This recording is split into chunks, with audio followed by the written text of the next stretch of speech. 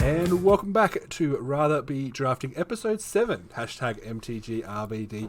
I'm your host and fan of limited MP numbers, and I'm joined by not two but three good friends tonight in a little twist. To start with the usuals, we've got my good friend Foodtime. How you doing, buddy? Hello. Pretty good. Pretty good. And of course, we have our little newbie boy, Des. What's going on, mate? What's happening, guys? Nice to join us again. And just to point out that is, I think, the fourth time he used Food Time, so he's now winning this starting best friend battle. So it is in no particular order at all, my friend. Heartbreaking. And I'm also very excited to announce we have our very first live special guest. We've got the Wandering Bard. Mate, how you doing? I'm doing terrifically. Thanks for having me on the show tonight. I'm very interested to see what you guys have to say about some of the new developments we've just seen in Magic. For sure, there's cool stuff hopefully happening. Now, I normally introduce Des as our newbie and Foodtime as our commander guy. What would we call you, Bard?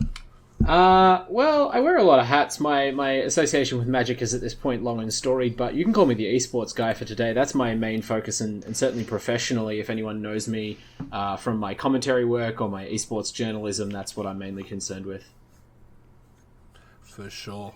All right, let's go with that. All right, let's jump straight into it. We're going to do our normal stuff where we start with This Week in Arena. Let's have a quick chat about the events that happened on Arena. For Friday Night Magic, we had Historic Brawl. Who played some Historic Brawl this week? I did. I most certainly played a bit of Historic Brawl, actually. Any exciting decks? Anything specific? So I mostly just played a Tishana deck. That's the merfolk from Ixalan that costs 7 and you draw a card when it ETBs for each creature you control. You have no max hand size. Its power and toughness is equal to said no max hand size. So I just drew draw cards and ramp. It's just I built a blue-green deck. It was great. I had fun. It's very food time. Oh yeah. For sure. I played myself. I didn't have much time to do it, and because I didn't have much time, I did the dirty thing and I built a Winota deck. Now, there's obviously going to be a little bit more chat about that as we go, but damn, she's powerful, damn, she's fun, and damn, she works well. Is the deck still as good with only the one Agent of Treachery? I think I briefly built it for an article on Card Kingdom a few weeks back, albeit not the historic version, and the supply of large ball humans to drop into play with her ability kind of dries up after Agent pretty fast. Well, this was the Brawl event, so we couldn't play Agent because it's restricted to being white-red. Oh, of course. Okay, well then, yeah, you're in even more trouble. You're down to the the game day type cards, right? There's a bunch of humans there. Honestly, the way that it worked, I was very surprised. I kind of just chucked it together. I found any human that created tokens that weren't humans. I found any humans with enter the battlefield effects, and then just shoved it with a whole bunch of good attackers. And even on its worst draws, I still won every single game, and it was just fast and dirty. There's way to numbers got there. Yeah, for sure. So Winota lets you dig 6 cards deep, which is a lot more, I think, than people realize per attacker. So even if you're just getting a 3/3, that's still a free 3/3 that you get to attack with for attacking with a 1/1. It's amazing. Yeah, there was one point where I had 15 triggers on the stack, so I literally went through my deck twice and pulled every single human out, and they come in attacking if you didn't realize, which is spoiler alert why she's been banned, but we'll talk about that later. Yeah, she was dirty and fun. Didn't I play against a deck with her in it where they brought her back as just a copy of herself as a 1/1?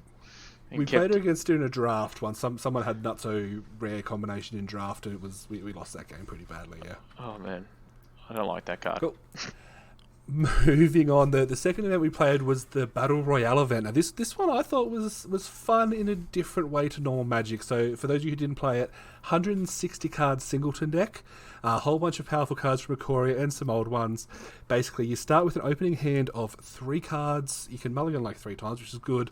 And you have unlimited mana, and you have unlimited mana to cast the spells. You can't use abilities unless you use the mana, which is only 5 per turn maximum, and I probably butchered that, but hopefully that makes sense. I played the heck out of this. I played probably 20 or so games, but it's not normal Magic, obviously. It's more, in my experience, it was more of who drew the best hand. A lot of the times, you drew your 3 cards, you could have basically just put them on the table and showed your opponent, and you would have been able to decide who wins from that 3 hands. For those 2 cards, sorry. Yeah. Yeah, it was a cool event. Des, did you happen to play it as the newbie here? No, I watched it, and I won't lie, I was confused. Like it did kind of seem, Okay. it did kind of seem like, I don't know. For me, it kind of felt like modern, where if you got a really good starting hand, you just won. And Yes. and more or it less. felt like a 3 or 4 turn game, and it was over. I was just like, I'm kind of confused. So, the entire decks were just like big monsters, big spells, big effects, and then like you were casting them for free. So, and you got like Number said, like 3 free mulligans, so you could kind of craft a really really good 3 opening cards. Anything that drew you cards was really good because you're just getting to cast more free spells. Things with cycling, because you could add that mana, you could activate those abilities. What I found was the mutate legendaries, like the big mutate creatures. You only could activate the ability for one of each color, so they required double activation cost. So you couldn't directly mutate them, but if you cast them mutate onto them, you could use their like big mutate abilities, like Nethroi, for example, and like they could swing you the game really hard. And then the other big thing, Numbers, I'm pretty sure you probably saw this with like 20 games, was like that 7 mana creature that returns 2 instants and sorceries to your hand from your graveyard. Scholar of the Timeline. Ages. Scholar of the Ages. Thank you, Tom. And yeah, it's just insane. If you could, I had that in my opening hand once, and obviously I won the game. It was insane. Yeah, she was. That's a dirty little trick, that one. We are talking to food time here, so that'll give it away. But yeah, no, I like that format. I don't think it's something that could be on all the time, but to grind a couple of hours to be able to just kind of play quick Magic, I had a lot of fun with that one. I kind of preferred this because they've done a similar thing in a draft variant before, where you could draft your deck, basically play all the cards that you draft, and then. But that kind of got stale because everyone was just drafting the same cards, and it wasn't as fun. Whereas this was 160 random cards, so every game was a bit different. Now the other thing that came up, this was only about for a couple of hours as the time recording, was the pre-con game, the workshop. This time it was Artisan, two Theros-based decks, a white-red heroic versus a black-green graveyard. I didn't have much fun with this one. I think the workshop events they're bringing up, again, they're cool because they're free, yes. They give you pre-con decks, they give you a bit of a interesting look into what could happen, what you could build around, but they're kind of getting weaker. The first ones were cool. These ones as we go on, they're just kind of getting a little bit more boring and stale, in my personal opinion. What do you guys think? Yeah, like sometimes they're fun, sometimes they're bad. It's very hit or miss, so Yeah, it's kind of the nature of them, though. for sure. But Bar, did you get much chance to play Arena this weekend? I did a little. My play on Arena the last few weeks has been limited to research for my articles over at Card Kingdom, just because I've had a bit of a busy time with work, and I've been playing other games like Dota 2, and so I've firstly sort of beat my head in trying to find some alternative decks for current standard, and then after I despaired of that, just went back to draft for a while. I didn't end up playing any of the fun events, but I understand what you mean about the novelty starting to wear off on certain ones of them. I get a very similar feeling looking at these events to fun modes in other sort of competitively balanced games like Dota 2, where the game engine itself is very good at doing the one thing that it does, and relatively poor when distorted in any direction away from that. So, you know, like you said, that once you've played the Omniscience mode or whatever one time, you start to break it, or you start to get bored of seeing the same things over and over. And I don't know. I'm glad that they keep it in rotation. I'm glad that it's there, but I'm also glad that it's not so heavily incentivized that I feel like I'm missing out for not playing them. It's not my cup of tea. Absolutely, and there's always some cool card styles or things to win, and some people that's the draw for it. I know Food Time, you were big on getting those card styles, but Oh yeah, but it's definitely kind of a casual, targeted format and setup, which is cool to have. Better than just the standard, the same grind all the time. Yeah, options are great. For sure. Anyone do any exciting drafts this week? Anything cool that happened that we wanted to talk about with the Ikoria draft? Des? I whiffed a lot of drafts. Des, did you draft this week? I drafted once, and it wasn't amazing. I went 1 and 2. and I played against 2 control decks and got absolutely destroyed. And then the third one, the guy just gave up. So yes, but I opened some packets. Cool. Some real life packets. So excited. Nice. Yes. I did some drafting. I've been, I sort of, like I said, I haven't gotten to do much in the last couple of weeks, but I was still on my train that I run at the start of each set on Arena to just like get all the cards in the set. I just have a big bank of gems and I draft. And in the last, year or so, I've run well enough just to sort of maintain my currency and build up enough boosters and drafted rares to kind of just have a whole set and not have to worry about buying things, which is nice. And also it makes a bit of an objective to the drafting as well. And this week I got a little bit funky. I went away from the Mardu decks I'd been drafting pretty religiously in Ikoria so far, and I ended up drafting like a 4-color Urian 80 card deck that nearly had like Lutri requirements met as well. I got a bit carried away. That one was more middling in results. I didn't quite get my gems back for that one. I think I went something like 3 and 3 or 4 and 3, but it was such a blast to play just because you have so many different cards going on, and some of the combos you can get going with Lutri and Draft are a ton of fun. I hadn't actually got to draft and play the Otter before, so that was a fun experience. Kind of sounds like you could have played like a different deck every hand just by drawing new cards from it. I mean, it felt like it, right? You That's see awesome, different man. cards every game. I like it.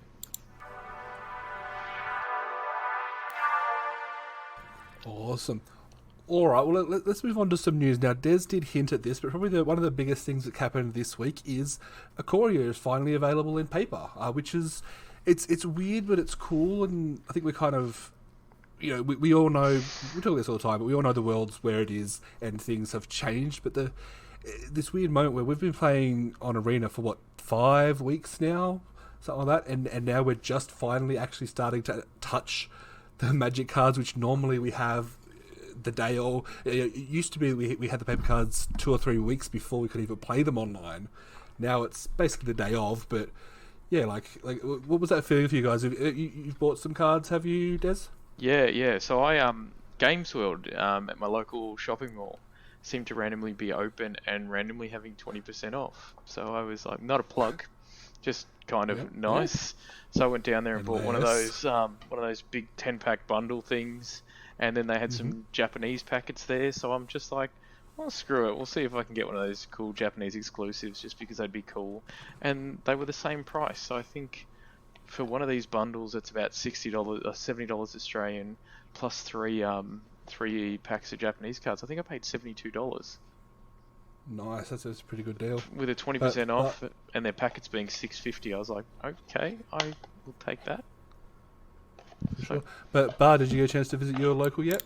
Not yet, no. I mean, obviously we've only, I'm not sure exactly where you fellas are, but I've only had the quarantine restrictions sort of loosened middle of this week, and I've had other stuff going on. My big purchase for the week was a new laptop and a new desktop computer, because all of my computing devices died, like, at the same time.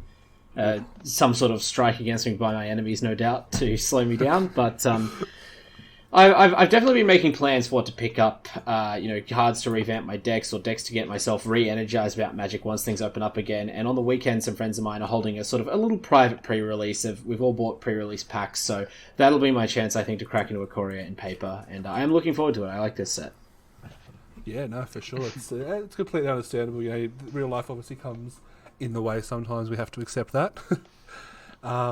Food time. I know you've been buying some cards. Where you at with your card spending?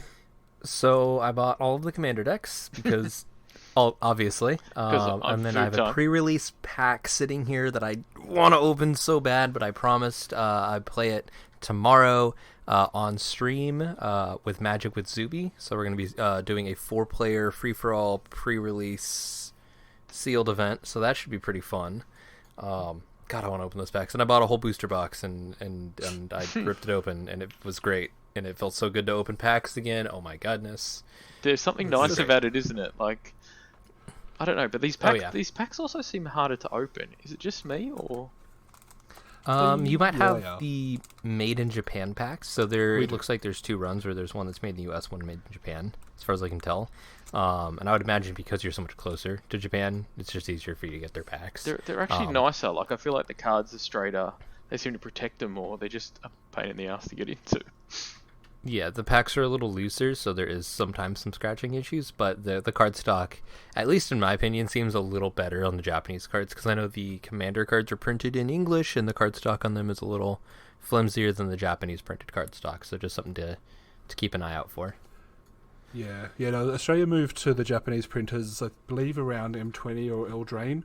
And the way you can tell, I guess, the big thing for those of you at home who don't know, the Japanese packs always feel looser, and they're always backwards. So the rare's always at the start, and then it goes back to the commons, where the English packs start with the commons and work their way, and they're really tight around the cards. That's how you can kind of tell.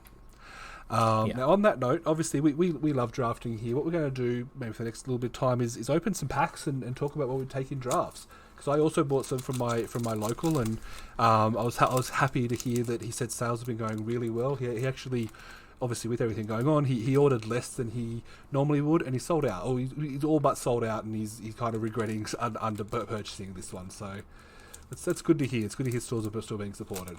Well, this is one of my favourite sets of the recent times as well. Like, yeah, I really like this one. But yeah, I think I got lucky. Like, I know I'm Melbourne based, so I think I'm the same as you, Tom. Or where, yeah, and I just happen to have the local mall is also where my local Woolworths is. And that's the only reason why I managed to pick him up. So, yeah, I haven't been able to pick up a pre-release pack, but oh man, the smell of the cardboard crack is really something special. For sure. All right, well, I'm going to rip this pack open now. I think we've known this set long enough that I don't have to read every single card word for word, but we'll run through them. If you can't remember them, let me know. We'll pick which one we think's the best, and then after I do one, Des, you might do one as well, right? Yeah, I've already opened it. I just haven't looked at it yet. Well, I know the top card. All right, I'm going to start with the commons. Now we've got a mysterious egg, honey mammoth. You love that card more than you should. I love honey mammoth. Is just a solid green card, and this format supports that, and I love it. It's a green card for sure. Gloom Pangolin, basically unplayable. Blade Banish, good removal. Of One Mind, yeah, it's in there. Pyroceratops, which gets big when you cast spells, is pretty cool. The Bushmeat Poacher, it's the 2-4 that everyone tells me to take, but I've never actually played. I don't think I have any of in my collection. It's the one with Flash, right? Definitely play no, it's the other one. It's huge. It's the 2-4 that sacrifices to gain life. It's just such a card. Like, it blocks. It doesn't just block. Like, it's not 0-4. It stonewalls out like all smaller blockers, while also like gaining you life and drawing you a card each turn if you're letting through something larger. There's a lot of token makers in the set. There's the common bug that can recur itself in a pinch to start looping, and there's enough removal in red and black at common and uncommon that you can build an actually surprisingly controlling deck, especially once you start taking the Menace synergy Threaten, and start using it to start feeding your opponent's creatures to the Bushmeat Poacher. It's a really surprisingly powerful card.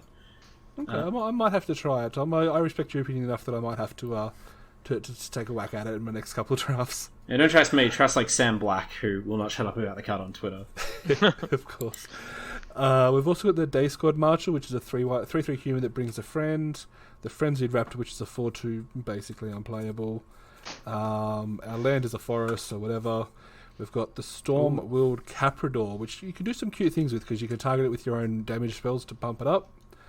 We've got the Bastion of Remembrance, which creates a soldier and then drains them when things die. Then we've got the Trumpeting Gnar, which is our mutate guy, mutates to create a 3/3 beast. Ooh, we have a foil. We have a foil Fight as One, which is a really solid card. It saves humans and non-humans alike. And our rare is the Fiend Artisan. Wow. Well, I think I know what we're taking. Yeah, I know. I think we're taking... I'll read the rare just because no one gets... Obviously the forest. Obviously the forest. I'm taking the egg. You take the Desert taking the egg going deep on mutate. I think I almost killed Foodtime. Shh. The Fiend Artisan, for those who aren't 100%, it's a 1/1 that costs black, green, so either black, green, or green, black. It gets +1/+1 for each creature card in your graveyard, and you can pay X and green, black or green. Tap it to sacrifice another creature, search your library with creature card with converted mana cost X or less, put it onto the battlefield, shuffle your library, only do it as a sorcery. Is there any reason we wouldn't take the rare here? Even my noob ass would be like, yeah, we'll take that one. We'll take that rare. It's All right, so good. It just does it all. It's a mythic rare, right, as well? Yeah. Oh, yes, it is a mythic rare. I should mention that. Good catch there, bud. It's a mythic rare and he's holding a little dolly. Yeah, all right. Taking the rare there. All right, Des, did you wanna go run through yours? As well? Yeah, so I opened these but haven't looked at them yet. So I got the Forest Vale Ambush, the Lurking Deadeye, Blazing Volley, Phase Dolphin, Corpse Churn, which I still like that card. I like Corpse Churn. Solid Footing, Boot Nipper, Survivor's Bond, our cute little squirrel glider here. I got the comic book arc of the Necropanther, always pretty. Oh, nice. Pouncing Shore Shark, the Splendor Mare, I like the shark. and our little, Splendor Mare. what is it? Oh my god, I can't read. Oh, Kanan, another mythic rare? What is up with this? But I also got the Boon of the Wish Giver in foil, just in case you guys want to There you take go. that. So I'll read the mythic read rare Karen out for you. us. So it says, whenever you tap a non-land permanent for mana, add 1 mana of any type to that permanent's thing. For 5, a green and a blue, look at the top 5 cards of your library. You may put a non-human creature card from among them onto the battlefield. Put the rest at the bottom of your library in a random order. I'd take that. And it only costs a green. Yeah. It only costs a green and a blue. I didn't actually realize that Kanan was a mythic rare. Wow, what a mythic rare to just like sail past the perception amidst all these companions and mutate creatures and whatever. Yeah, there's a whole cycle of mythic rare, like humans. Yeah, true. I mean, Riel and the General are a little bit more memorable, at least. Those ones stuck in mind. Winota. is one of True, them. yeah. Yeah. For sure. They don't seem so- like a cycle, but it's there. Enemy It's color technically paints. a cycle. Yeah. Cool. So, sorry, man. Oh, no, that's... Cool. I was going to say, so obviously we're taking the rares in both packs, and I don't want to dwell too much on this, but I think it's pretty fair to say that this is a pick the rare first format 90% of the time, right? Yeah. There's a few duds just because there's those tricky 3-color rares, especially the ultimatums are the ones that come up a lot that you start to see going around the table. It's just like, they're already 7 mana spells. If you aren't in those 3 colors already pretty strongly, it's definitely not worth going deep for like the Abzan Ultimatum or the Sultai Ultimatum. I can't remember their actual names. Even the effects aren't necessarily game winning in a draft format. Like, I've been baited myself sometimes and lived to somewhat regret it. It's not that they're terrible, but like, yeah, there's definitely rares. I mean, and there's even other duds, like that Mardu enchantment you briefly made reference to, the one that spawns like 1/1 copies of tokens in your graveyard. That's like a worse seance. I don't know if that's really like a rare I'm slamming, especially when you consider that a lot of the build arounds that are really strong are at uncommon. Like, you can get like Archipelagos at uncommon, you can get Bastion Lockdown or whatever the human buffing enchantment is at uncommon. I'd take a lot of the common removal over some of this stuff. I don't Fair know cool. if I've ever heard a worse insult than just a worse seance. I mean, It's so good. they had to design the card for me to slap it with that label, so I mean, that's true. maybe they're just trying to like suss out the final location of Seance Guy, a legendary creature within the mythos of the Magic Online community. And maybe if I we bet. print another one, we'll get him. Oh god. For sure. That's just a little thought experiment I had. Alright, well look, let's move on to some more news now. I'd love to say this was planned, because obviously, Tom, you are the esports guy. Sorry, Bard, you are the esports guy. And obviously we're talking all kind of things esports with you tonight. But in the news, I believe it was just today, they announced the first Magic Open on Arena. Can I get you talking about this one? And I want to hear your thoughts on what they've done and whether it's a good idea or whether, what you Yeah, think. for sure. Oh, it's very interesting. I'm very happy that this came up to give me... I wouldn't have lacked for things to talk about. I think, Magic's transition, bumpy and gradual as it is to some kind of esport, is already fascinating. But this is a real big step. We've had the Arena Open announced, and announced like in a big PR push by Wizards. It's splashed across, more than just the usual gaming niche sites. And it's basically another long-form 1-day event on Arena or 2-day event on Arena where you sign up like the standard metagame challenge or some of these super qualifiers that we've seen happen to sort of replace the paper competitive scene. But in this case, the entry fee is jacked up to 4,000 gems or 20,000 in-game Arena gold. That's enough to challenge even my bank account. for one entry into day one, and the reward is you get cash money, like actual real life dollars, which in itself raises some eyebrows. Absolutely. Absolutely. I was going to say, like, in terms of talking about this, I just want to come off first, as Magic players yourselves and Arena people, like, how much of more of an incentive is cash money to you compared to gems or booster packs on Arena, like what you'd normally get? When I was a competitive player, like, I say competitive, I was never good, but I was competitive in that I wanted to win. Yeah, I would have been all over this money. Like if someone had said $2,000 back, 5 years ago, before parenthood and life got in the way, I probably would have taken the day off work. I would have sunk, $80 to $100 into Arena to buy the gems to enter. I would have grinded as much as I feasibly could, with the hope of maybe pulling out some money or some big prizes or recognition. Absolutely. These days, not so much, but yeah, when I was competitive, $2,000 potentially into my bank account, yeah, absolutely. Especially 2,000 American dollars, hell yeah. Okay. Especially right now. It's interesting that you mentioned that, like, that would be you would be willing to, like, outlay as well, like, extra over your normal time or monetary commitment to Arena, even because, like, this cash prize, from what the information provided, says, like, the cash prizes are going to be pretty tightly bound to the very highest finishes. Like, we're talking, this is a 2-day event. Day one, you can enter as many times as you can afford, but like we said, steep price on entry. You're locked into your deck. You are playing best of 1 rounds, which I'm a bit disappointed in. Wizards have their excuses as usual. I don't really think they ever hold up, but for better or worse, best of 1 standard. And if you can win your, I believe it's 10 wins or 7 wins for this one. Yeah, 7. It's 7. Yeah, okay. It was 10 for the qualifiers, but yeah, if you win 7 before you lose 3, and then you qualify to day 2, and you have to win 7 on day 2 before you lose 2, I believe, and only the people who do that are going to get the $2,000. And $2,000 is, it's not no money, but like that's a very, considering the amount of variance involved in Magic, even for the very, very best players of all time, like you are still shooting at a pretty far hoop here if you're focused on the cash prize only. Yeah. I guess the way, and looking back to trying to put myself into 28-year-old me or whatever, looking at the stats, if you win your 7 games and then win 1 game on day 2, you get your 4,000 gems back. And that's kind of the baseline, right? That's where you want to get to be able to get your money back, have a nice day of Magic, win some games. Anything less than that, you still get some gems back, but it still wouldn't. Yeah, you're definitely shooting for the big prizes if you're grinding this, right?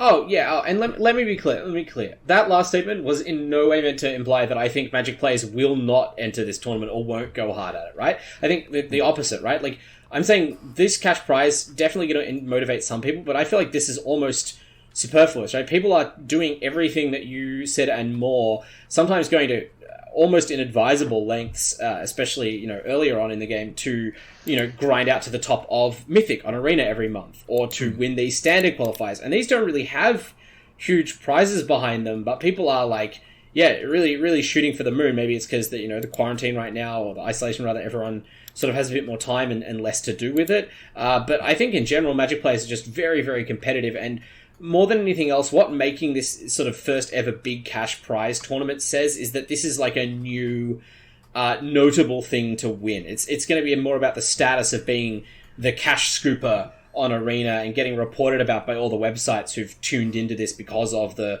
novelty of the cash prize, more than the $2,000, which is something, but not life-changing. Do you also think it's funny too that they made it best of 1 on day 1? You reckon that, so for example, Food Time and I wanted to enter, we could technically bang out 4 or 5 goes at trying to make it to day 2? I mean, I'm sure that that's a big part of their motivation for making it best of 1 is just to give people more, like they say it's to give people more time through the day to play all their matches. And look, I do understand that. There was a screenshot going around on Twitter that was absolutely heartbreaking of somebody in the first to 10 wins super qualifier who was 9-0 playing Gregor Kowalski's Temur Elementals deck, and then just apparently ran out of time to queue for their 10th match and physically couldn't qualify. Clearly people need the time, but I mean, that's playing lengthy best-of-3 standard mirrors, and the person in question admitted themselves that they left it till the very end of the event when almost no one else was queuing in a much more limited, sort of restricted entry field. This is going to be an open event. There's going to be tons of people playing. Wizards have stated that the idea behind the way they structured the tournament is to promote fast matchmaking throughout the whole event, but I don't really think that, especially for this first one, there was any danger of that either way. It does seem a little bit like best of one is there to try and entice people into playing, just because you don't need as many cards, you don't need a sideboard, you don't need a sideboard guide. I think best of one is just proven to be a little bit less intimidating, but also people are able to spam the entries more, and if you are the kind of person who's prepared to wail hard and spend, 8,000, 12,000, 20,000 gems entering over the course of the day, like that is a lot of money, you'll have the chance. You can just keep plugging away to get to day 2. Yeah. What do you think about the entry award? Where you get the 5 Godzilla lands. I think that's great. I actually quite like that. No fellow wizards there. I think the Godzilla lands look cool, and I think giving away something just for entering is really nice. It gives, especially when you're asking such a high entry price, right? This way people, if you bomb out of the event really hard and you're not the kind of person who's going to pony up another 4k gems, at least you got something for your trouble. For sure. It kind of feels like to a degree, the GP experience. You go to the GP, you sit down, you get your promo card. Unfortunately, you don't get to play with friends and go out for dinner and stuff, but you still get to play Magic. You still get you get that feeling of, hey, maybe I can just win a couple of games. But worst case, you get your promos, you get your little bonuses that not everybody gets, right? Now, I will add, if you and your friends are all into Arena, I think it's been a lot of fun for me to, when these events come around, actually organise to get together. MTG Arena runs on laptops, and everyone kind of hangs out and plays the event together, so you actually can capture some of that GP experience. It's and then not right this second. Whoever starts doing well, everyone's clustering around, cheering them on, and of course backseating them to try and get them to the top. Yeah, but of course that's provided you are allowed to do that in your current state. Of course. But yes. I was thinking that what's stopping, say for example, me, like say the 4 of us entering and just entering as one of us, and all 4 of us playing. Oh, nothing at all. The Czech House have admitted to doing this repeatedly. They're just open about it because, I mean, it's the kind of logic where, there's no way that Wizards can stop this from happening, therefore there's no point in enacting a rule against it. Therefore, even if it seems a little bit cheap, there's no rule against it. So you have, Andrei Strasky and Stan Slivka, who, neither of whom need any help winning Magic the Gathering tournaments, sitting around a computer with even more, Czech brain geniuses, and beating these events together on the same account, just tag teaming it. Right, and that's the same. It's almost the same thing as having a Twitch chat there with you while you're playing, and they can bounce ideas towards you. It's the same thing as having somebody sit next to you and play with you, right?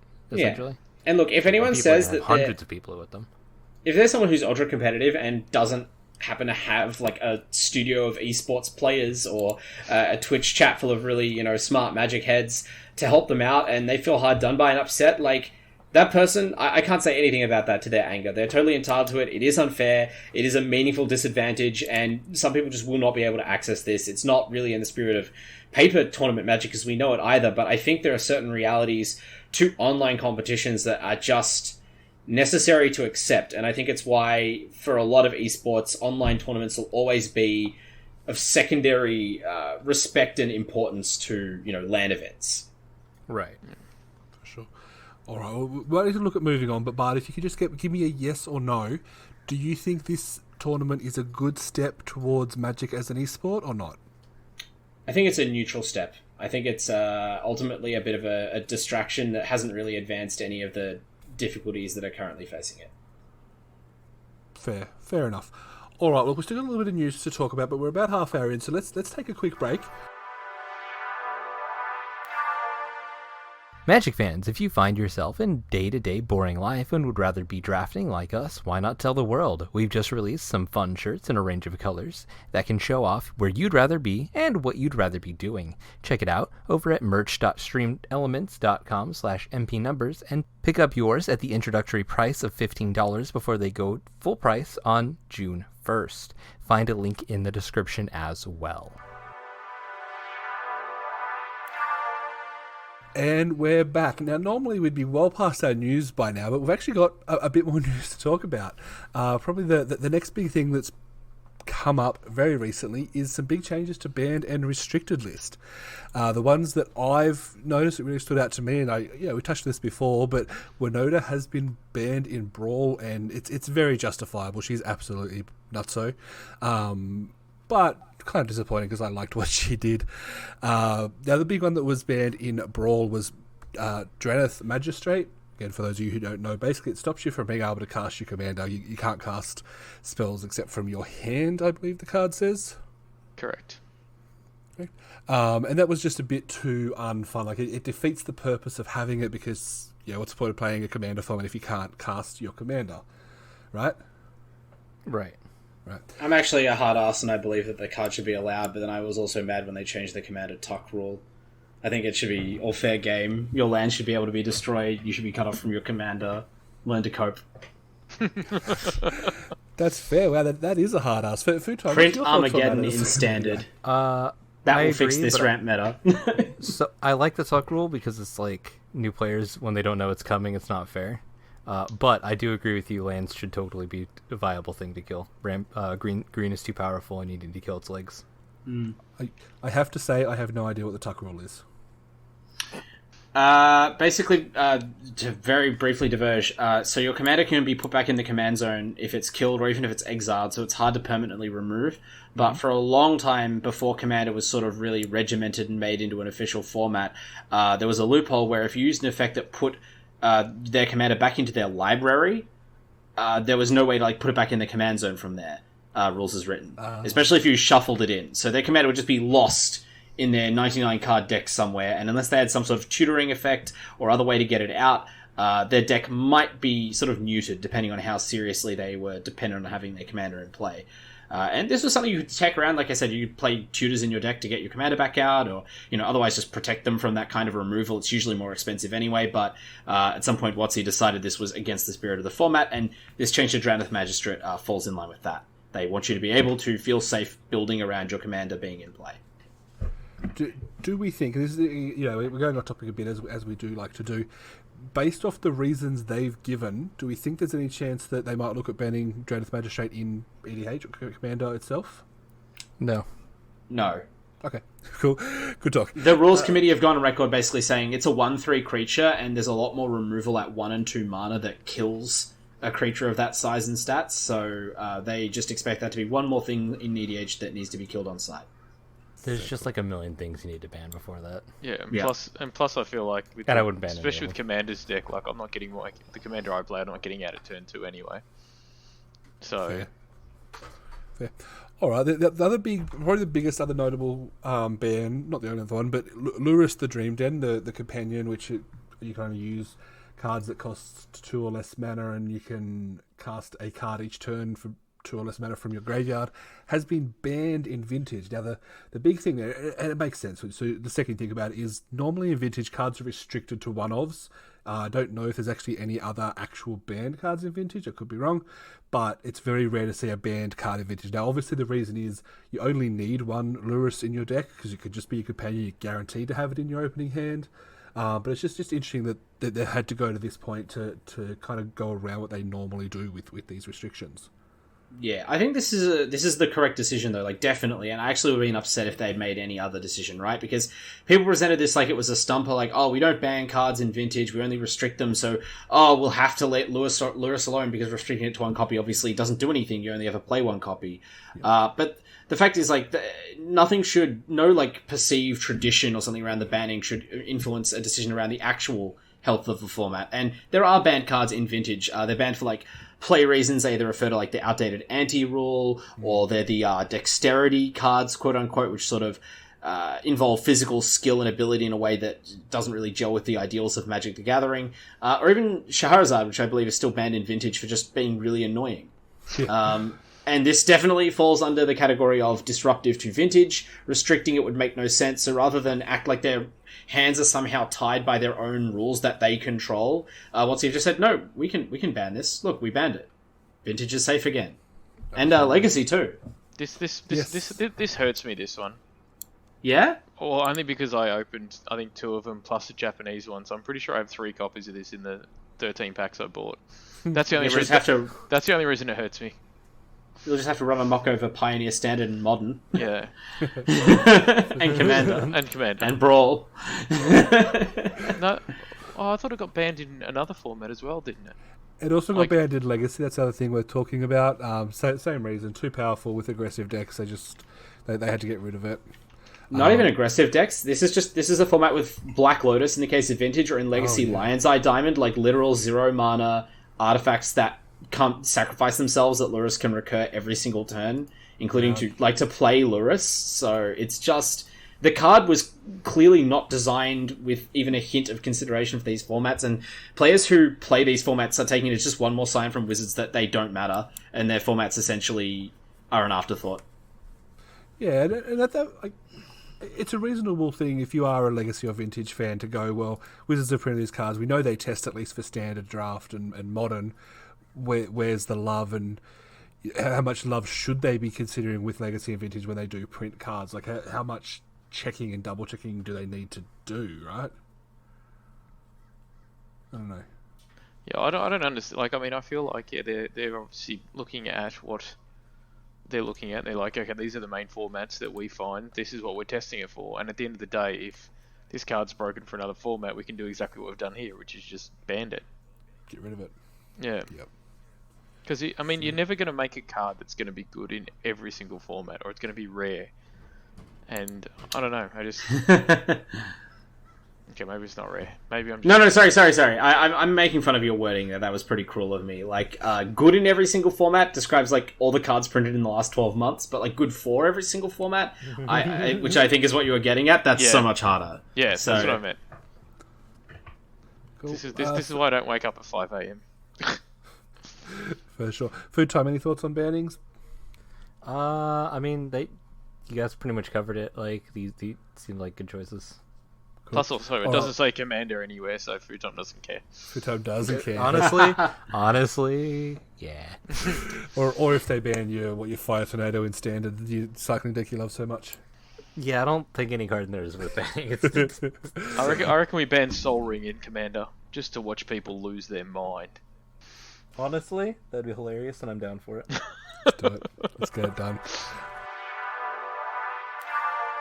Alright, one last piece of news to talk about. They have released some new promos designed to help people get back to their LGS. It's called the Love Your LGS promotion, where basically there's 2 cards that have been announced. The first is Reliquary Tower. I believe that's a new art with the promo printing. And the other one is... Des? I can't remember. I haven't seen it yet. Mechagodzilla. I haven't actually seen that one. No. It's a Mechagodzilla alternate art for Hangerback Walker, which was a card that saw so much play when it was in Standard, to the point where people expected it to be banned, but it never was. I don't think it's doing much in other formats, but I don't play other formats, so I'm not going to pretend to know. I like it. It's a cool card. It's cool. The thing that kind of annoys me a little bit is we already have a Mechagodzilla alternate art. Yes, it's got a different name, but it's still another Mechagodzilla, which might cause some confusion, maybe? It looks there's already like... Sorry. Oh, sorry, no. I was just going to say, it looks completely different, and it's not in Japanese. That helps. Compelling arguments. For sure. But, you know, like, if in some world I was playing with this, and I'm like, alright, banishing a new Mechagodzilla, like... the Bulbarigmus argument. Exactly, there we go.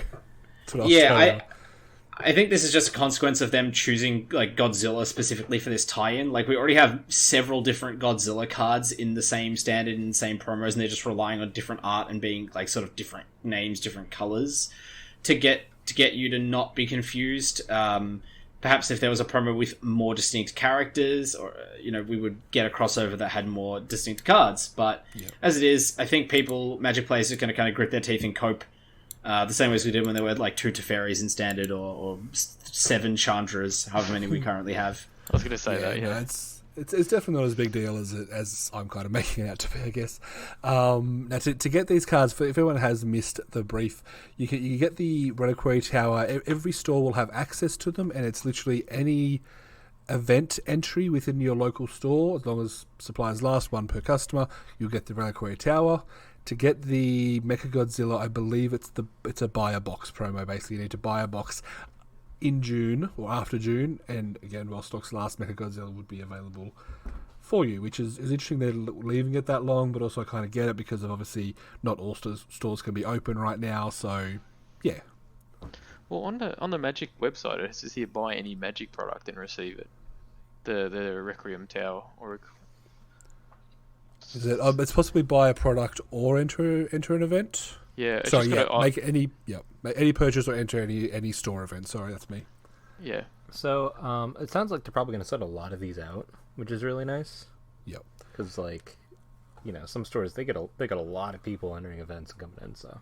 Yeah, like you can just imagine when June's going to hit, provided everything goes well, June goes hit, the world is back to normal. So many people are itching to get back to their stores, and even like I only draft at my store maybe once every 6 months or so, but as soon as they start doing F&M drafts again, I'm going there. Like, oh yeah, I'm going for Commander like every day, Yeah, so it's great that Wizards is doing this show your love thing. They did another thing with. I believe it was an Ikoria release where they gave out some stuff on Arena, some avatars if you made a purchase at your local store. So it's good that they're still pushing to get people back to their stores. Yeah, definitely.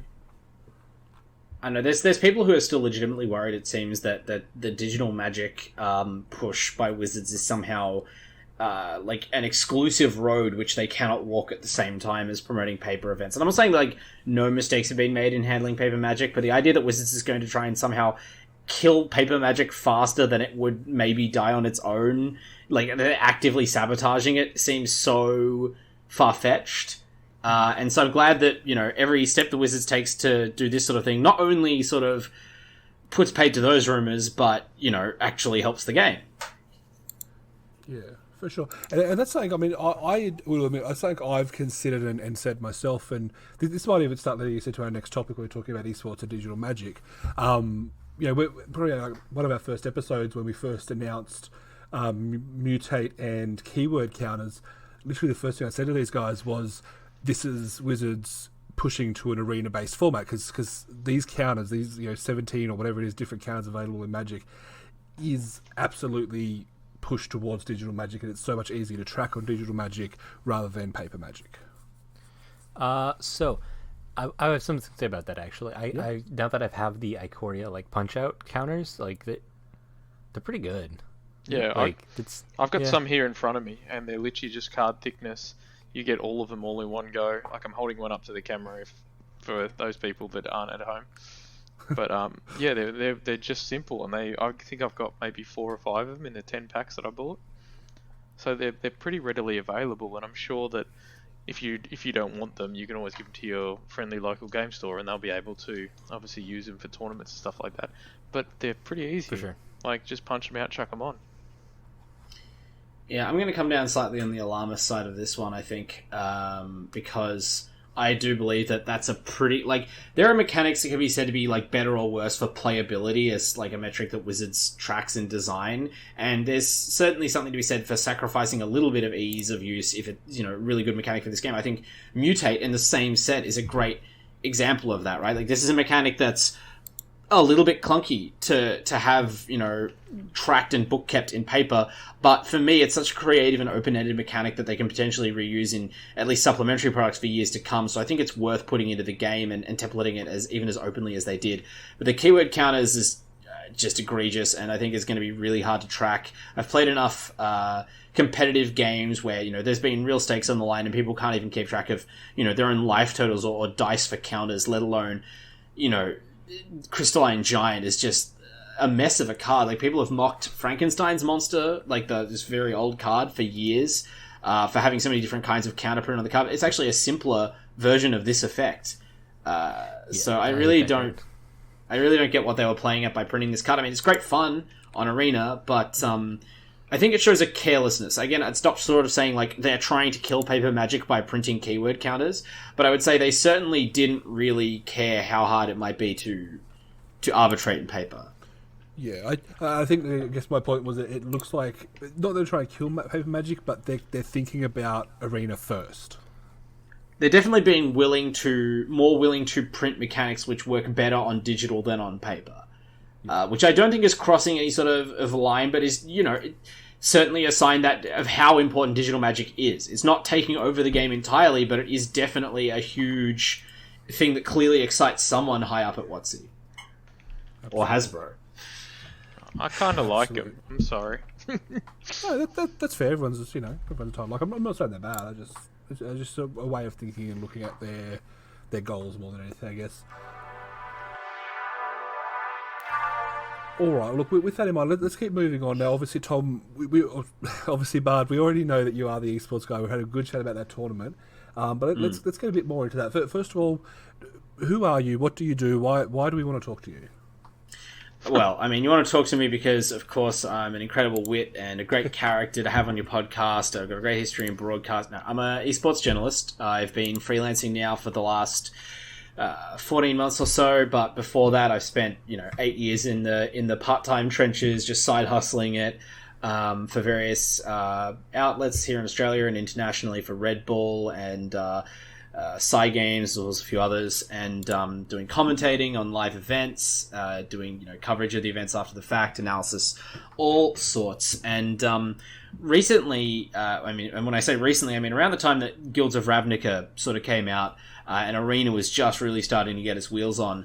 There was a lot of buzz around Magic. There was some comments from, I believe, the CEO of Hasbro at an earnings conference for shareholders. So it's the kind of thing where people say stuff that actually matters and is taken note of, where a big deal was made about making their products into esports. Now, the way that esports was talked about and the fact that they were equally excited about making Dungeons and Dragons an esport kind of shows how much ground needed to be covered between them and the perceived esports buzz they wanted to cash in on. But the fact is that, as slow as they may have been to adapt Magic to the digital era behind, games like Hearthstone, whatever, lapped them in the time it took them to make Arena and get it popular, it is somewhat well suited to being a competitive esports game. It's got a huge player base worldwide, strong competitive history. Obviously, it's a deep and interesting strategic game. And I got really excited and kind of that's what pushed me towards full-time esports journalism, is this idea that I could parlay my skill and experience in esports along with my skill and experience in Magic into a really successful career in competitive Magic coverage. And of course, I've been able to prominently feature in covering all of the important Magic the Gathering esports tournaments that you've seen happen here in Australia since 2017. Do you remember any of them? I do not. Yeah. So, that's that's because there barely have been any, and therein lies the sort of the immediate downfall of this supposed Magic is esports idea, right? Like, a lot of talk has been talked, and there's been a lot of doom and gloom from among players about, now it's going to be an esport, it's going to affect the game that we love and that we've always enjoyed, the mode of Magic that we recognize. But in reality, there's been more lip service and kind of like half-hearted gestures done than any sort of like real progress or action with intent indicative that, they're trying to seriously compete with even other digital card games, let alone the real big boys of the esports space. For sure. So let's talk, we don't necessarily need to go super in detail, but what do they need to do? Like, where do we need to go to match Hearthstone, to match even some of your smaller ones like Shadowverse and Hex, ones that are designed originally, digital games first, that do have a small esports following, but we're still kind of behind them in Magic, right? Yeah, well, I mean, that's it. It's just you can copy their approach straight up, I think. Magic is a game where, obviously, there's a will to make it esports, and Magic does have a large organized play history, but it hasn't really done digital esports before. So, okay, you don't have the people, you don't have the infrastructure, that's fine. Wizards of the Coast, as much money as they probably make off Magic, it's unrealistic to expect them to just create a new division and hire, like, really skilled people, headhunt them out of nowhere. So, don't do that. Instead, crowdsource your esports in, and this is the area that they're really lacking, that so many other companies seem to get, like Valve, for whatever flaws they may have, led the way in this for years. Other companies have followed in their footsteps. If you just engage the community that's already there, you can easily build a really thriving esports scene, and then sort of at your own pace capitalize on that and start to sort of dub some of that with official status. You just need to provide tools to create and run third-party tournaments easily, and you just need to give a little bit of official hand-rubbing to show to fans who may not know about these events or may not really see the importance in them that these are things that matter to you as Wizards of the Coast, as Magic. But they haven't done either of these things. To this day, the Arena client doesn't have a spectator mode. It makes it so hard to run any serious event because you just can't really get a stream together. Yeah, that was going to be one of my questions. Is Magic too niche to be an esport? Like, I mean, I know going to Grand Prix and stuff like that, you go to modern events and it's like, okay, so this took 2 turns and it's over. And I don't really know exactly what happened, and even some of the best commentators in the world isn't going to be able to go, I dropped this, and explain the card before the next one starts again. So is it something that's too niche, or is it something that you need to have? Because I feel like I can watch Paladins or I can watch League of Legends and I can have a ball, not necessarily know what's going on, but there's that instant gratification of watching this team kill the other team or something like that, where I know sometimes even when I've watched it online, it's just kind of like they drop 3 or 4 cards, then they shake hands and it's over. Like, as a spectator sport, it's not super exciting unless you know the bits. Like, I'm a massive American football fan, played it here in Australia, played a little bit in the States, and I love it, and I love all the technicality of it. But some other people just being going like, well, they just stop every 5 seconds, what's the point of it? Is it kind of like that, or how are we going? Yeah. Oh, look, no. I think that's really insightful of you, honestly. You've touched right on, I think, what my main, if I have to pick my one thrust of my contribution to esports is. It is that bridging that gap between whenever you watch a sport, because I'm a huge sports fan as well myself, and games.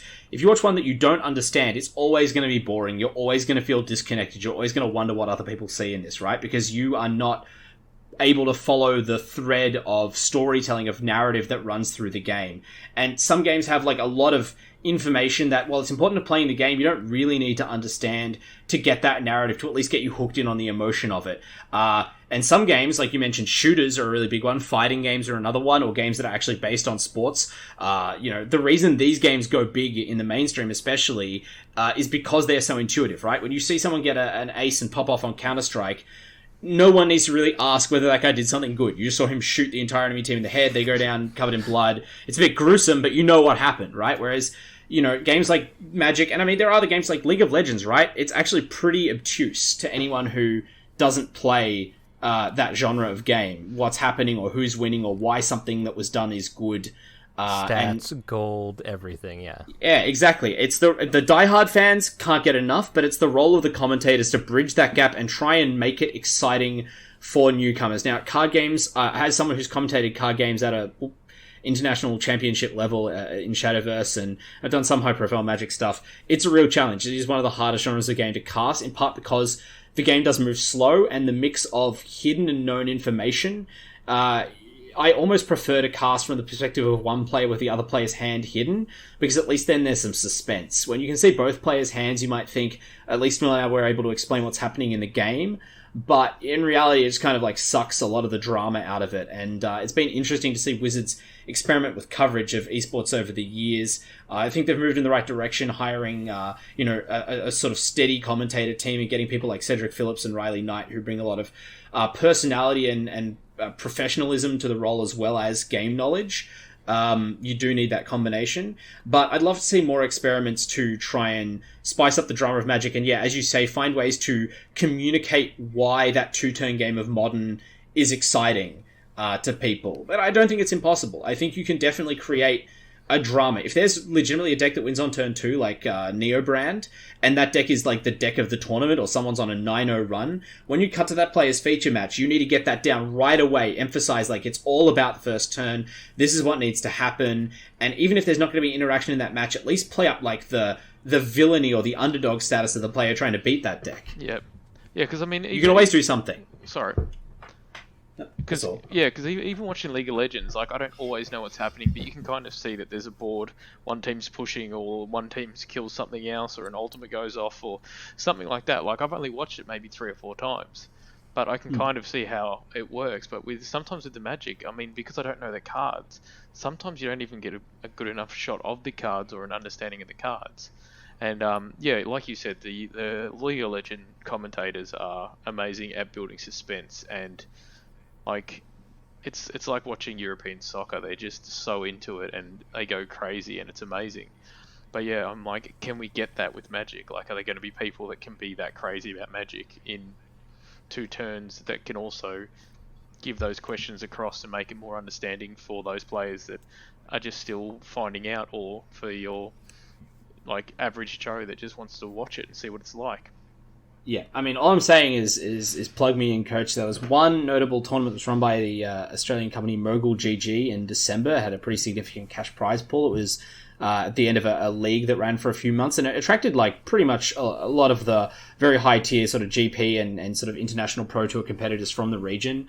And I cast the finals of that with a guy who, it turned out, and this is, I hadn't met my co-caster before the day, but somehow he got the recommendation without actually really having barely played Magic. He's more of a variety streamer, but even he both was able to pick up what was going on from my cast, and he knew enough about what made for good broadcasting to get into it emotionally, ask good beginner questions, to sort of rise and fall with the thrill of the match and the drama that was going on. And, you know, if someone who literally doesn't know what half the cards are doing can tell you the story of what's happening in a match effectively, there's no reason that it can't be done at a higher level. I do think that the structure of Paper Magic events that you see broadcast on Twitch does have an impact. Those long days where they're just cutting back and forth between matches, missing the start of a match, missing the end of a match, cutting away from game 3 or something, makes it very difficult on the broadcasters. But perhaps if we get more events like the Mythic Championship where there's more time to prepare and sort of present a really tailored package, we'll begin to see a better broadcast product emerge. Yeah, because that's one thing. I've watched those, and those are the things that I'm just like, what happened to the other match we were just watching? I'm like, didn't that guy just play green? Why are they both on white now? And I feel like, yeah that flip-flop does really confuse, especially like, I'm semi-beginner, and yeah, I watch it, and I watched it for half an hour and just went, yeah, I'm switching it over. It's like, I can half understand the desire to show as many matches as possible going on, because someone who's a really experienced player and a follower of the scene really wants to get a full idea of what's happening in the tournament, which decks are beating which decks, which players on a run. And like, if you start following a player who you think will do well, and then it turns out someone else is 10-0, of course you want to jump across to that guy's match and see what's going on. But you really have to consider the cost and continuity to the viewers. I won't ramble on forever, but I think one really clear example that people can go to if they want to learn what I'm talking about is I think it was GP Richmond 2018. It was one of the last legacy GPs that was supported by Wizards, or for a long while at least. And for that tournament, for whatever reason, they decided to experiment. Reed Duke was playing in the event, obviously a player they really trust to sort of represent Magic. And they just put a mic on him and put a camera guy on him and shot a few segments where he explained his deck, and they said, right, for this GP, we're following Reed. You're living the Reed Duke experience. We're going to follow only Reed's games, even if he gets knocked out, just as far as he goes in the tournament, playing the rounds. And even in his matches, there was absolutely minimal commentary. It just played his table talk. You heard what he was saying to his opponent, what he was considering. It didn't show his opponent's hand, so you only saw what Reed saw. And suddenly you're in the mind of one of the greatest professional players to play Magic in a really decision-intensive format, watching how he plays the game, following, can you make the same decisions he does? Why did he do this? How is he doing that? It was so riveting and so much different to how they normally broadcast Magic, and they've never done it since. And I always wonder why. Yeah, because that actually sounds a lot more interesting. That sounds a lot more interesting. Like, a hell of a lot more interesting. I mean, obviously you don't get that circumstance every day. Like, Reed did happen to run really deep in that tournament, and, you only have so many players of his caliber. It's obviously something they have to agree to, because it was probably a bit of a distraction, having to sort of effectively entertain an audience of tens of thousands at home while trying to win a big money event. But to take even just a few lessons from that, like, showing one side of the match rather than both at the same time, getting more of table talk from the players so you get a sense of their personality and how they're feeling in a match. There's no surprise that the top highlight moments, if you ever go and look up a YouTube compilation from years of Magic broadcasting, stretching back to when it was on ESPN2 and everything looked extremely dorky, it's all like big top deck moments, because those are the times where Magic players let off a bit of emotion, and the moment of flipping a card off the top and having it so clearly be the card they needed when they just explode out of their seats, that's when it transmits to the viewers, even despite the lack of audio from the table or maybe the commentary that jumped in halfway through the match. You're there in that moment, and it just needs more of that. Yeah, for sure. But the problem is, of course, you can't manufacture those moments. They need to happen organically, right? No, but you need commentators and a broadcast format that can produce that kind of connection and immediacy in moments that aren't as sort of blunt hammer force as he's flipped Bonfire of the Damned off the top of his deck, he's won the tournament. Like, you know, you can convey to me why the Tron land that he just picked up, or the counterspell that he didn't cast on that spell but he's holding for one more turn, you know, is just as important as that top deck. I mean, there was that really great moment with LSV, I think a year or two ago now, with the Settle the Wreckage bluff that got a lot of attention. Like, that was a slightly less obvious moment. It took some quick thinking to contextualize that and what was happening, but, you know, thanks to that moment got a lot of traction and people really identify with it, you know, and they remember it. So it can be done. For sure. Right, Food Time, any esports questions for Bard? No, you guys covered a lot. I think I'm good right now. Sure. One question I have, probably more of a kind of one word answer. Do you think, as an esport, can Magic exist? Sorry, can paper Magic exist as an esport, or does Wizards need to really dial in on arena and digital experiences? Does that make sense? I was trying to think if there was a one-word answer. I'll make it a one-sentence answer instead. They can coexist. Paper Magic shouldn't be treated like an esport, even if Arena is. Okay, cool. Yeah, that's what I thought. Probably another one, just again put you on the spot with a bit of a story. This one, I'll admit, I don't watch much high level Magic. I'm a Magic fanatic. I don't know if I go that far, but I'm a Magic fan. I don't watch high level Magic. I don't watch Pro Tours. I don't watch World Champions very often. And the reason I think for that is because they do this focus on the pros, and I guess they have to, but like, I would watch 10 times more Magic events if they focused on streamers with personality rather than pros with skills. How could that translate to be a good viewing experience that also shows high level play? I mean, part of what you're asking is a challenge that's faced every sports promoter in every sport for a century, is you can't force someone who's a talent in your talent rewarding competition to also be a great PR character, right? Or a great personality. You just have to hope like a Michael Jordan or a Muhammad Ali or someone comes along and dominates your sport while also being very affable. But they do make streamer focused content now, like the Loading Ready Run pre-releases and other events like that Wizards are supporting officially. So I think they just need to be very careful about understanding these are two different types of content. Similarly, I never watch the streamer stuff. I don't ever watch variety streamers. I have nothing against it. I'm just not interested. I'll only watch high-level competitive play. That's what I care about. So just understand you've got two audiences, two different products. Don't cross the streams. Think really hard before like inserting a streamer into like a very serious esports tournament just because they have a lot of followers. Yeah, for sure. Because they did that back when, well, I think it was when it first went live. They did the first invitational where they did invite, I think it was 50-50 pros and streamers, and that was probably one of my favourite events that they've done in a long time.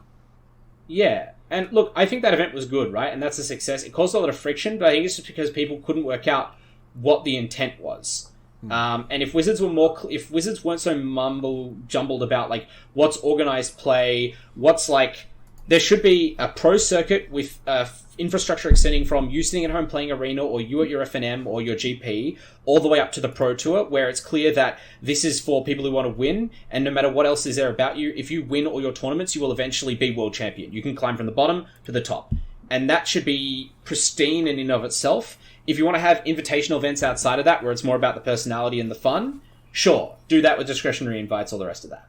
But make the distinction clear so that the people who are trying to climb a ladder that Wizards may already have pulled away don't get mad at the streamers and think that they're the ones hogging the ladder when it's actually a completely different purpose behind the event. Yeah, absolutely. All right, I think we've got quite a lot about esports. I've definitely can look at it a different way than what I looked at before we started talking. Guys, do you have any other questions for Bard? No, man. I've learned more than I thought I would. Yeah, no. In my life.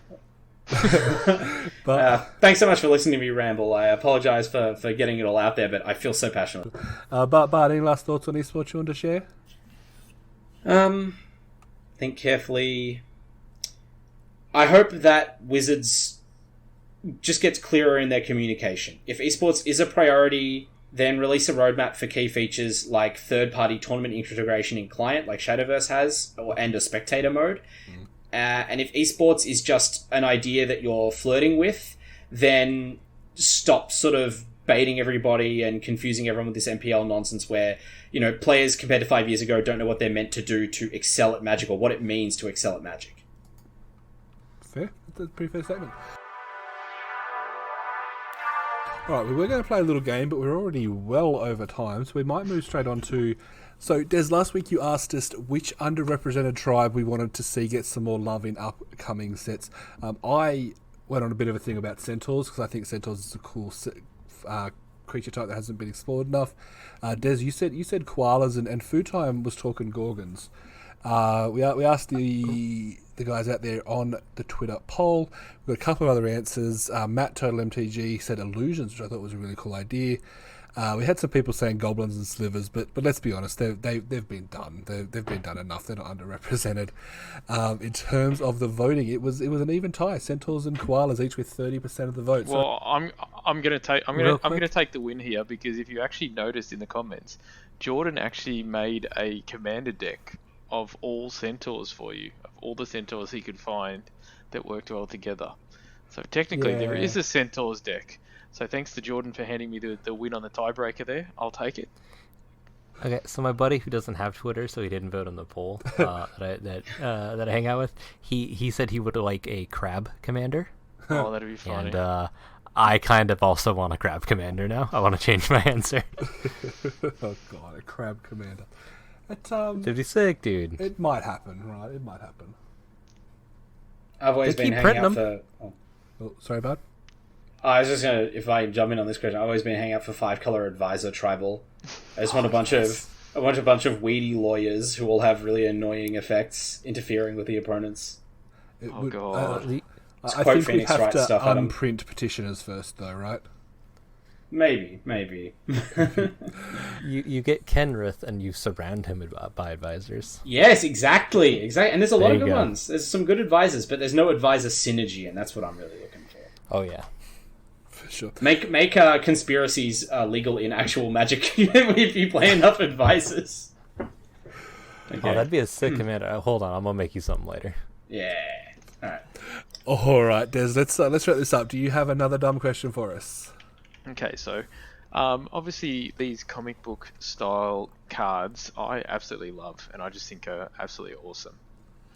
If you could pick one card from past, present, future, maybe not future, to actually give it that comic book feel, what would that be?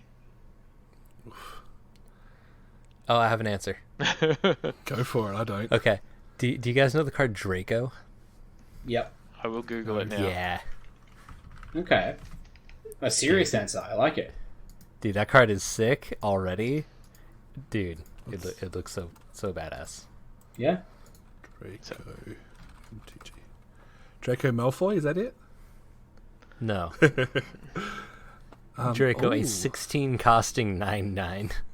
Oh. Yeah. That's brutal. I can't think of an answer off the top of my head. Bard, you got any ideas for this one?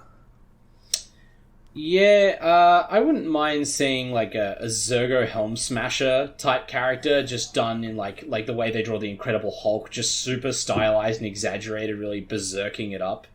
I think that'd be pretty cool. For sure. That's sick. My thoughts are something around a burn spell where they can really kind of accentuate the fire, make it, make some people getting burned up badly, and really put it into that comic book style. I can't think of a specific card off the top of my head. Numbers the red player. Just a burn spell. Let's cast a burn spell. Incinerate. Any one of them. It doesn't matter. Actually, Searing Spear. Let's go Searing Spear. I think Searing Spear could be done really well in comic book style. Yeah, it's a sick card. For sure. Des, what was your answer? I'm tossing up between two. One card that I just love for my commander deck, which is that stupid tree of whatever it is, what is it? Tree of Perdition. Yeah, but I'm actually thinking the one that I want to use is the Evening Star, that flying spirit dragon that when it comes back Oh, in. Kokusho? Yeah, that one. Oh. I just think that would look so cool in this kind of Chinese kind of comic book manga style artwork that I just think would absolutely look amazing. And it's also just a fun card to play. Now that you say that, it's probably something they've already got in their books. When they do that inevitable return to Kamigawa, I kind of want to see all the dragons in, traditional Japanese or comic book style as well. That will be really cool. Oh, whoever... Sorry. They're gonna do a secret lair for those spirit dragons, and I'm gonna buy it. Damn. Watsy, That would be sick. if you're listening, take my money. All right. Well, on that, we are well over time. I've got lots of editing to do. Have to say thank you to Bar. You are our first actual live guest that isn't a pre-record, so absolutely appreciate you jumping on with us tonight. Did you want to tell the people where they can find you, where they can look you up and why they should? Yeah, of course. Well, I mean, why you should. I put out a ton of content. Like I said, I'm full-time freelancing, so I've got a bit of output, and it covers a lot of bases. So if you're like me and you're a dilettante who can't get your hands in one pie, or whether you want to sample only one stream of my content, I cover Magic, I cover Dota 2, I cover FPS games, esports generally. Fighting games is really big on, especially if you're here in Australia. I do all the coverage for Couch Warriors, so you can find all of that most easily through my Twitter. Whenever I stream or post, no matter which site or account it's on, it goes through @AWanderingBard on Twitter. So just go there, follow me. I guarantee you'll see everything I do, and I'll love you for it. Let's have a chat. Perfect. All right, and Des, where can they find you? So I'm at DerekMaggs81 on Twitter, and you can find me on my website, which is desdoes.com. Awesome. And Food Time. Yeah, so if you're looking for me, just at Foodtimegaming on Twitter and twitch.tv/foodtime. Come check it out. Send Commander memes, always, please. I was going to say hashtag Commander memes. Also, and as always, guys, you can find me by searching MP numbers on any YouTube, Twitter, Twitch, Facebook. Unfortunately, not creating content at the moment because my computer is not letting me, but obviously we're doing the podcast. That's where you can find me. As always... Ooh. Oh, hang on. Can I shout out my Twitch? Because I've actually been streaming for the last 2 weeks. So it's at twitch.tv/Desnato or /Desnato. Which, yeah, I'm 9 followers away from being affiliated. So excited. You streaming Magic? What was that, sorry? I said, are you streaming Magic? No, I'm actually streaming World of Warcraft mostly. And on occasionally I'm streaming the drafts that we do normally on a Monday night. But not often. Awesome. Okay. Yeah, I will say both Des and Food Time are very close to their affiliate mates, so go give them some love, go give them some follows and some views. But look, let's stop recording because I've already got enough editing to do. Thank you all for chatting with me. Let's do it again sometime soon and buy our merch. Bye. Bye. See ya.